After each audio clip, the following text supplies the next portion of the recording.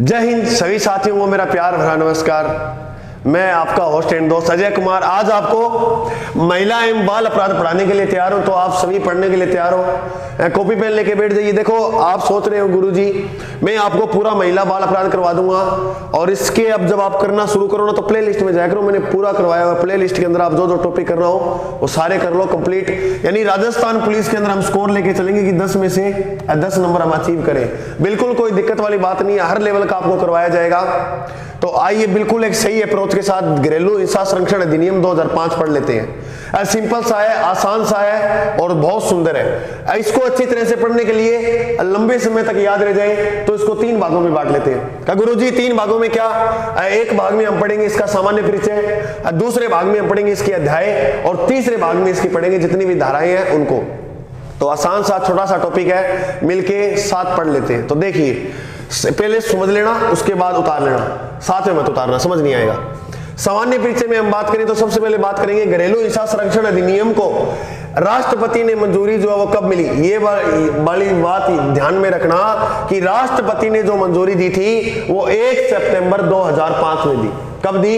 1 सितंबर 2005। ठीक, बिल्कुल गुरुजी ये याद हो गया। तो उसके बाद आपको याद रखना है कि भारत देश में ये अधिनियम कब लागू हुआ। तो बहुत इंपॉर्टेंट प्रश्न कि भारत में ये जो अधिनियम लागू किया गया वो 26 अक्टूबर 2006 में लागू। कब? 26 अक्टूबर 2006। और राष्ट्रपति ने मंजूरी कब दी? 1 सितंबर 2005। क्या गुरुजी क्या पूरे भारत देश में लागू हो गया था क्या? नहीं, तो जम्मू कश्मीर अपवादित रहा था। तो गुरुजी जम्मू कश्मीर में लागू कब हुआ? तो जम्मू कश्मीर में 31 अक्टूबर 2019 को लागू कर दिया गया। कब है? 2019 में। इसके बाद अपनी बात करें इसके अध्याय 5। अध्याय बिल्कुल आसान ट्रिक को याद करा दो। देखिए अध्याय कितना है? 5। पहला प्रस्तावना, पहले में प्रस्तावना, दूसरे यानी अध्याय 1 में प्रस्तावना, अध्याय 2 में घरेलू हिंसा की परिभाषा, अध्याय 3 में संरक्षण एवं सेवा प्रदाता की नियुक्ति और अध्याय 4 में राहत के आदेश, अध्याय 5 में विविध। अध्याय 5 में क्या है? विविध। सबसे पहले बात करें प्रस्तावना। तो प्रस्तावना का उल्लेख 1-2, प्रस्तावना का उल्लेख कौन कौन सी धाराओं में है? 1 व 2 धारा में। घरेलू हिंसा की परिभाषा धारा 3 सबसे मोस्ट इंपॉर्टेंट याद रखना। 3 परिभाषा, घरेलू हिंसा की परिभाषा से आवर नहीं तो 3 पे किया है सी, तो से परिभाषा 3 पे। संरक्षण अधिकारी एवं सेवा प्रदाता की नियुक्ति जो है वो 4 से लेकर 11 के मध्य बताई गई है। राहत के आदेश 12 दूनी 24, राहत यानी राहत होगी 12 दूनी 24 बोला मैं तो 12 दूनी 24, 12 से 24। विविध बच गए 29 से 37। क्या गुरुजी 37 ही नाम क्यों आया? तो इसके अंदर जो कुल धाराओं की संख्या है वो कितनी है? तो इसके अंदर कुल धाराओं की संख्या 37, इसीलिए नाम आया 37। तो देखो सबसे पहले बात करें धारा 1 में क्या। देखो कोई भी चीज है, किसी भी चीज का हम जीवन पढ़ते हैं तो सबसे पहले जो आएगा वो धारा 1 के बारे में आएगा। अब बिल्कुल आएगा।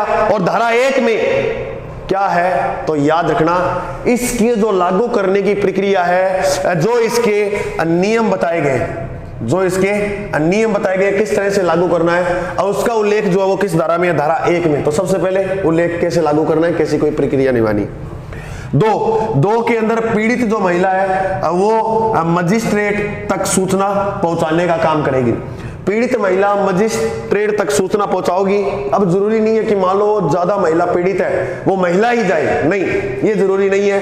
तो गुरुजी सहयोगी में कौन कौन शामिल हो सकता है? एनजीओ भी शामिल हो सकता है, स्वयं महिला खुद भी शामिल हो सकती है, पड़ोसी भी शामिल हो सकता है, नातेदार भी शामिल हो सकता है और इसी के साथ साथ पुलिस कर्मी भी शामिल हो सकता है। अब गुरुजी की महिला को पीड़ित किया जा रहा है यानी उसको मारा जा रहा है, ये किया जा रहा है, फलानों किया जाए, और मान लो कोई पड़ोसी देख रहा है, जाके देख रहे हैं और वो उसकी शिकायत ना करे तो कि इसके साथ ये हुआ, या बयान मांगा तो बयान में वो आना भरा कि मैंने नहीं देखा, उसने देखा है और मना कर दे कि मैंने नहीं देखा तो भाई जी वो पड़ोसी रगड़ी जाओ बीच में।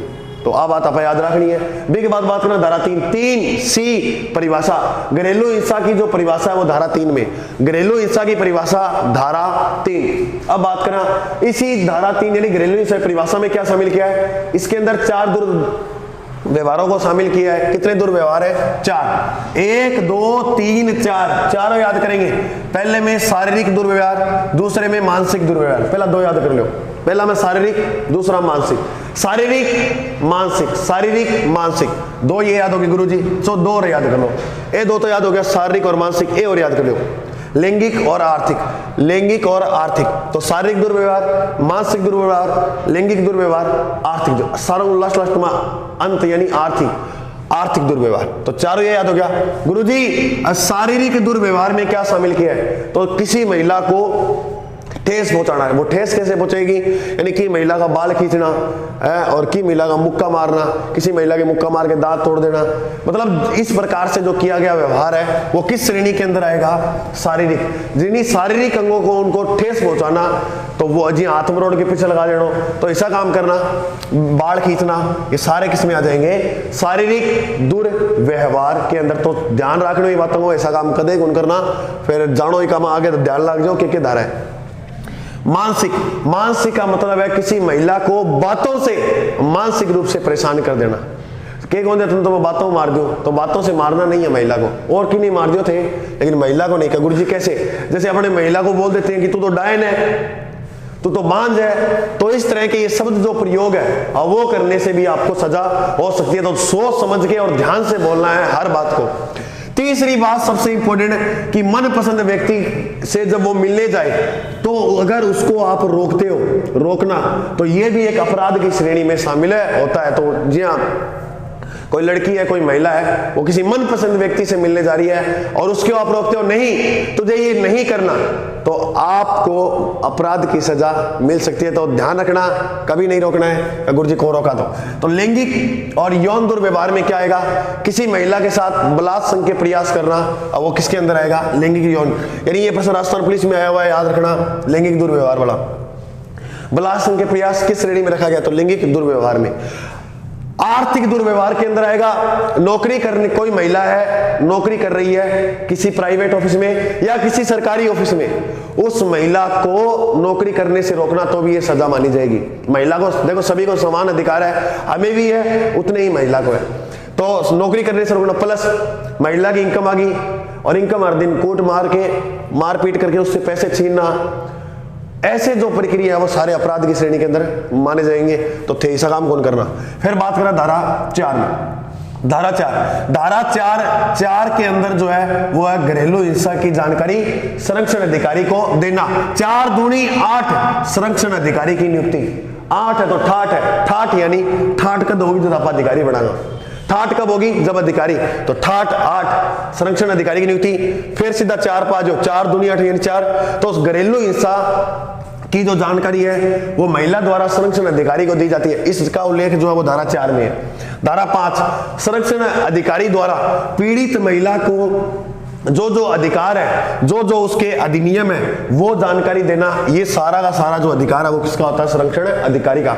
तो संरक्षण जो अधिकारी है अब वो क्या करता है, संरक्षण अधिकारी पीड़ित महिला को बताता है कि तेरे ये अधिकार है, तेरे ये अधिनियम है, तो इसके तहत कुछ भी कर सकती है, जो तेरा मन करे इसको वो सजा दिला सकती है। मन भी नहीं, मतलब जिस तरीके से उसने सजा की है, जिस परिणाम किया है, उस तरह से उसे कोई भी सजा मिल सकती है। साथ साथ समझते रहिएगा।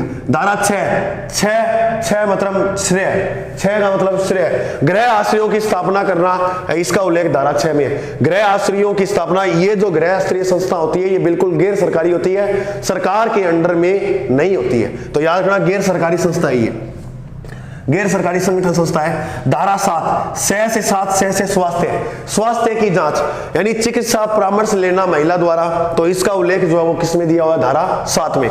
धारा 8 तो ठाठ है, ठाठ कब होगी, जब अधिकारी बनेंगे। अधिकारी की जो नियुक्ति है, संरक्षण अधिकारी की जो नियुक्ति है वो धारा 8 के अंदर है। 9 के अंदर ही सेम यही बात है, बस 8 में ठाठ होगी और 8 के बाद 9 है। 9 में अपना बता देगा अधिकारी बनने के बाद कि आपके ये कर्तव्य है कि आपको इस तरह से काम करना है। तो याद रखना 9 के अंदर क्या है, संरक्षण अधिकारी के कर्तव्य क्या क्या है उसको बताया गया धारा 9 में। धारा 10 के अंदर जो है वो सेवा प्रदाता की नियुक्ति। एक है सेवा प्रदाता और एक है संरक्षण अधिकारी, दोनों के दोनों इंपॉर्टेंट है, याद कैसे करना है। 8 है तो ठाठ है, ठाठ होगी तो अधिकारी बनाओ। 10 से याद रखना सेवा प्रदाता की नियुक्ति। 10 से क्या याद रखोगे, आप बैठ जाइए आगे कोई बात नहीं। 10 से क्या है, सेवा प्रदाता की नियुक्ति। 12, 11 में कोई नहीं याद रखना, इंपॉर्टेंट 12 धारा है। मजिस्ट्रेट को घरेलू हिंसा की सूचना प्राप्त होने के बाद वो मजिस्ट्रेट जो है वो 3 दिन के अंदर 3 दिन में सुनवाई निश्चित करेगा, और 3 दिन में कम से कम 3 दिन है और अधिकतम कितने दिन, 60 दिन के अंदर वो केस का निपटारा कर देगा। तो बिल्कुल सिंपल सी ये धाराएं हैं, इसका एक बार स्क्रीनशॉट ले लो। अब इसके बाद जो भी इसका आगे का पोर्शन है वो तो आगे इसी में देखिए अपने धारा 12 तक पढ़ लिया। अब बात करें धारा 13 की, तो धारा 13 तय से तामील करना सबसे इंपॉर्टेंट है, पिछली बार प्रश्न भी आया था। तामील करना, इसका उल्लेख इसमें धारा 13 के अंदर। तो धारा 13 में ये जो तामील करेगा वो कार्य कौन करेगा, संरक्षण अधिकारी। तामील करने का जो काम करता है वो संरक्षण अधिकारी का होता है। अरे आराम से बैठो, आप शोर मत करो। धारा 14 में सेवा प्रदाता से परामर्श लेना। सेवा प्रदाता से क्या लेना, परामर्श। अब सेवा प्रदाता की नियुक्ति 10 से सेवा प्रदाता की नियुक्ति, और 14 में सेवा प्रदाता से परामर्श लेना। अरे एक बार खड़े नहीं होगा तो 2 मिनट खड़े हो जाओ। आप क्यों शोर कर रहे हो, 1 मिनट खड़ा हो जाए, खड़ा हो नहीं जाए सावधान, 5 मिनट की बात है। फिर बात करें धारा 16, बंद कमरे में सुनवाई। अगर महिला चाहे या पीड़िता चाहे कि मेरे को बंद कमरे में सुनवाई करनी है तो बिल्कुल उसकी बात मानी जाएगी महिला की, क्योंकि अगर वो मानती है कि अगर मैं बाहर ये सुनवाई देती हूं तो मेरे से मेरी गरिमा का ये उल्लंघन होता है, तो ये कतई भी नहीं माना जाएगा। तो महिला की गरिमा का उल्लंघन न हो इसलिए सुनवाई जो है वो बंद कमरे में होती है। अब गुरुजी बंद कमरे में शामिल कौन कौन होगा, बंद कमरे में जो शामिल होंगे वो देखो मजिस्ट्रेट होगा या वकील होगा या घर का कोई एक सदस्य हो सकता है। अरे आपका दिमाग खराब है क्या, इसको बोलना तो बोलो मत, आपके मैं कह रहा हूं 2 मिनट खड़े हो जाओ। बात करें अपने धारा 17 सांझी गृहस्थी में रहने का आदेश। सांझी गृहस्थी में रहने का जो आदेश है, सांझी का मतलब साथ रहने, साथ गृहस्थी में रहने का जो आदेश है वो है 7 धारा 17 के अंदर। धारा 18 महिला के संरक्षण व राहत के जो आदेश है वो धारा 18 में है। देखो मतलब संरक्षण है या राहत के आदेश, राहत कब आएगी जब ठाट होगी, ठाट कब होगी 18 में, 18 ठाट, तो ठाट में महिला के संरक्षण या राहत के क्या है आदेश। धारा 19 से याद रखना स्थायी निवास का आदेश। इस स्थायी निवास के अंदर आप याद रखोगे महिला को शांति से रहने का आदेश है। इसमें साथ में पति पक्ष का जो व्यक्ति है वो नहीं रह सकता गुरुजी, क्यों, तो पति पक्ष रहेगा तो बेलन बुलन इन भी ना उसका, इसलिए याद रखोगे पति पक्ष का प्रवेश नहीं है यहाँ पर शांति स्थायी निवास में। धारा 20 रुपये यानी 20 रुपये याद रखियो मौद्रिक सहायता के जो आदेश है वो धारा 20 में है। धारा 21 मौद्रिक के बाद बच्चों की अभिरक्षा के आदेश, यानी बच्चों को जो पैसे देना, स्कूल पढ़ाना, ड्रेस लाके देना, किताबें, वो सारा खर्चा जो है वो धारा 21 में। धारा 21 में बच्चों की अभिरक्षा का आदेश। धारा 22 में क्षतिपूर्ति का आदेश, जो उसको क्षतिपूर्ति उसका जुर्माना वगैरह जो भी देना उसके आदेश। धारा 24 के अंदर न्यायालय द्वारा पारित आदेश की फोटोकॉपी महिला को या अभिभावकों को बिल्कुल निःशुल्क प्रदान की जाएगी। तो याद रखोगे न्यायालय द्वारा जो पारित आदेशों की फोटोकॉपी है वो महिला को बिल्कुल निःशुल्क दी जाएगी। धारा 33 में घरेलू हिंसा एक संगीन अपराध है, ये बिल्कुल गैर जमानती अपराध है, इसकी कोई जमानत नहीं है, तो ये बात भी आप याद रखोगे। अब ये तो थी धाराएं, अपनों ने घरेलू हिंसा संरक्षण अधिनियम में कुल 37 धाराएं पढ़ी थी। 37 में से आपको इंपॉर्टेंट केवल इतनी धाराएं पढ़नी है, यहां से प्रश्न अटक जाएगा। यहां से गुरुजी ना अटका तो तब इसके बाद आपको याद ये रखना है घरेलू हिंसा अधिनियम में धारा 354 की अपने बात करें तो इसके अंदर क्या है, तो महिला की लज्जा को भंग करना, उसका उल्लेख धारा 354, या लैंगिक अपराध करना। अब लैंगिक अपराध में क्या आएगा, महिला के साथ बलात्संग के प्रयास करना, वो किसके अंदर माने जाएंगे, लैंगिक अपराध के अंदर। इसमें जो सजा का प्रावधान है वो न्यूनतम 1 वर्ष की सजा हो सकती है और अधिकतम 5 वर्ष की सजा का प्रावधान है। अब सुनना, इसके धारा में संशोधन किया गया 354 की धारा में।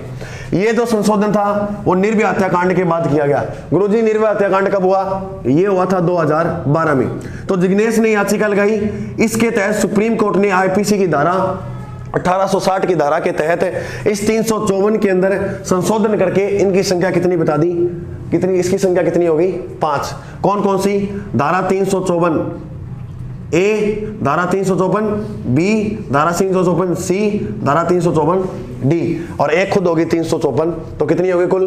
तो ये प्रश्न गलत करते हैं तो याद रखना इन धाराओं की संख्या कुल कितनी है? 5। अब थे सोचो गुरु जी डी तक ही है तो डी तो 4 पाव है तो 4 तक नहीं है क्योंकि इसमें शामिल किसको किया है? 354 को। तो याद रखोगे धारा 354 में क्या है? महिला की लज्जा भंग करना और महिला के साथ बलात्कार के प्रयास करना यानी लैंगिक अपराध करना। इसके बाद बात करें सबसे पहले अपने देखो चारों धाराओं को पढ़ेंगे, इसके बाद जो मुख्य धाराएं हैं उनको भी पढ़ेंगे तो सुनते रहना। धारा 354 ए के अंदर क्या है?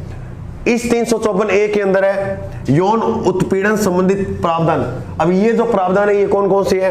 किसी महिला के साथ अवांछनीय यौन संबंध बनाना, किसी महिला को यौन संबंध बनाने की मांग करना किसी महिला से, और महिला की यौन बनावट यानी उसके शरीर की बनावट पर उसको कुछ गलत बोलना, उसके ऊपर टिप्पणी करना तो उसके लिए भी सजा का प्रावधान है। और महिला की इच्छा के विरुद्ध उसको अश्लील फोटो यानी अश्लील साहित्य को लिख कर भेजना, ये सारी जो बातें हैं वो किसके अंदर आएगी? धारा 354 ए के अंदर। तो आगे इसी तरह दोहराते हैं। धारा 354 बी के अंदर क्या है? 354 ए पढ़ लिया, अब धारा 354 बी। धारा 354 बी के अंदर किसी महिला को निर्वस्त्र करने का प्रयास करना तो उसके लिए भी सजा का प्रावधान है। ये जो सजा का प्रावधान है वो धारा 354 बी में है। सजा गुरु जी कितनी हो सकती है? न्यूनतम सजा 3 वर्ष की हो सकती है, अधिकतम 7 वर्ष की। और इसके साथ आपको क्या देना पड़ेगा? जुर्माना देना पड़ेगा। सभी साथी एक बार शेयर करके पूरी ताकत के साथ आ जाइए। और आप कभी भी देखो तो इसमें प्ले लिस्ट में मैंने चैनल खोलोगे ना जीके भाई अजय सर, तो प्ले लिस्ट के अंदर जाना, प्ले लिस्ट में मैंने अलग से बनाया हुआ महिला एवं बाल अपराध, तो वहां पर आपको ये फोल्डर मिल जाएगा जिसमें सारी वीडियो मिल जाएगी। नो टेंशन, देखो सारा नोट्स बना लेना। 354 सी चोरी छिपे महिला को देखना या ताक जा करना, इसके लिए भी सजा का प्रावधान है। 2 नंबर में इसमें बात याद रखनी है, किसी महिला की तस्वीर खींचना उसके लिए जो सजा का प्रावधान है वो धारा 354 सी में है। तस्वीर तो चलो खींचो, उसके बाद आप अपने पास उस तस्वीर को नहीं रख सकते और ना ही किसी सार्वजनिक कर सकते हो। सार्वजनिक मतलब कि व्हाट्सएप पर सेंड कर सको, तो इसके लिए भी आपको सजा मिल सकती है। गुरुजी कितनी वर्ष की सजा? तो न्यूनतम 1 वर्ष की, अधिकतम 3 वर्ष की आपको सजा मिल सकती है। 354 डी में याद रखना है कि किसी महिला का पीछा करोगा तो भी थान सजा मिल जाएगी।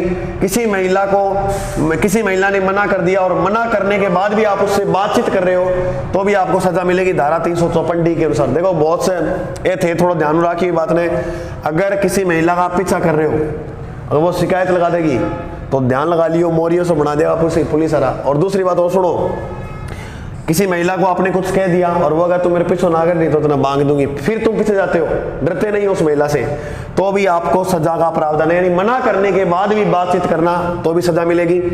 इंटरनेट व इलेक्ट्रॉनिक माध्यम से, क्योंकि थे आजकल बहुत साना हो, इलेक्ट्रॉनिक गूगल पर सर्च मार के ठाके के देखो तो वो देखते हो, यानी महिला पर जो निगरानी रखते हो इलेक्ट्रॉनिक माध्यम से, तब भी आपको सजा मिलेगी। ये धारा बोलती है 354 डी, मैं नहीं बोल रहा। और सुनो, नोट लगा के एक बात याद रखनी है कि सरकारी मिशन हो और उस मिशन के तहत कोई जवान तैनात है तो वो आप पे निगरानी रख सकता है, उसके लिए सजा का प्रावधान नहीं है क्योंकि वो एक सरकारी मिशन पे है। ओके, तो बिल्कुल सिंपल सा था ये घरेलू हिंसा अधिनियम 2005 का, आसान था। बाकी जो अगले भाग में देखेंगे, थोड़ा शेयर कर दिया करो और चैनल पे नए हो सब्सक्राइब कर लेना। तब तक के लिए जय हिंद।